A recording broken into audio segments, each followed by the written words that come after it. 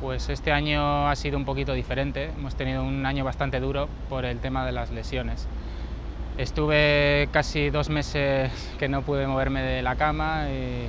y no podía hacer nada, y entonces luego la preparación ha sido un poquito distinto. Ha sido una preparación primero de rehabilitación,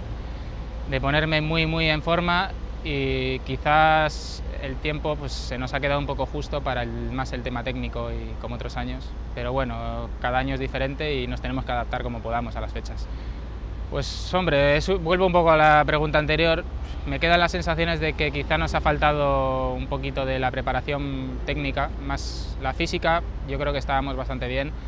pero la preparación técnica nos ha faltado un poquito, no hemos terminado tampoco de recuperar todas las lesiones, entonces me queda un poco el sabor amargo de no haber podido dar el 100% de todo lo que tenía.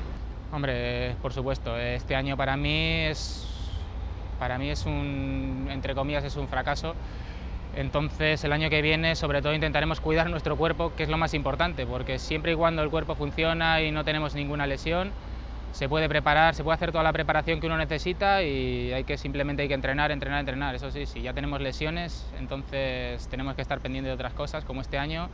y se complica todo, pero bueno, a ver si el año que viene tenemos más suerte con las lesiones y podemos estar entrenando como debemos.